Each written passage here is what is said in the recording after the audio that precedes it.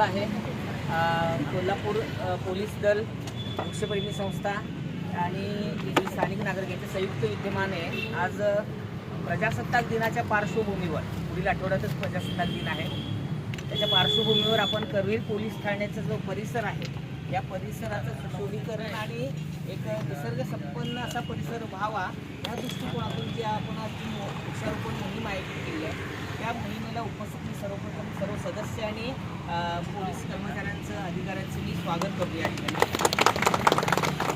निसर्गाचं संवर्धन काळाची गरज बनलेली आहे. हे सध्याचं वातावरण आपल्याला बोलून गेलेलं आहे. आज एका दिवसामध्ये 3 ऋतू आपल्याला पाहायला मिळतात.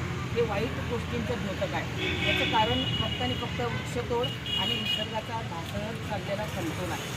त्यामुळे वृक्षप्रेमी ऑर्गनायझेशन गेली आम्ही 10 वर्षे जवळपास आम्ही 200 जणांची टीम आहोत. वृक्ष लागवड, त्याचं संवर्धन, शिवाय प्लास्टिक निर्मूलन, प्लास्टिक प्रबोधन, वन्यजीव संरक्षण, पक्ष्यांसाठी घरटी तयार करणं. ती घरटीचं जेवढं मार्केटिंग भरपूर प्रमाणात होईल, कारण का पक्षी जगला पाहिजे. निसर्गाचं सर्वात मोठं संरक्षणाचं काम आणि वृक्षारोपणाचं काम जर कोणतं करत असेल तर तो पक्षी घटक करतो.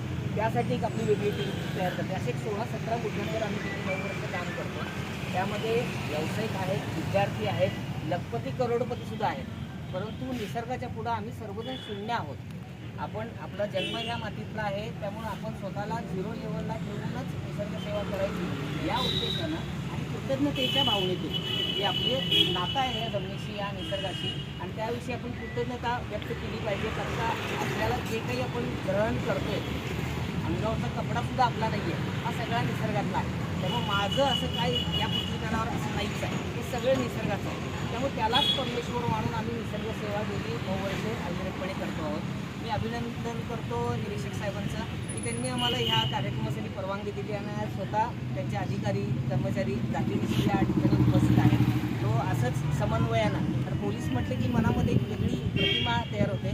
पण मला चांगला अनुभव आहे. त्या वर्दीमध्ये सुद्धा एक गुदमरलेला माणूस पण आहे. त्यामुळं अशा समन्वयाने एक चांगली मोहीम आपण या ठिकाणी घेतली आणि अशा पद्धतीनं आपण एक नागरिक म्हणून इथून पुढे सुद्धा निसर्ग संवर्धन ज्या भागात राहतो त्या भागात आपण ते करूया. एवढं बोलून मी आजची मोहीम सुरुवात झाली. उर्वरित काम आपण पूर्ण करू.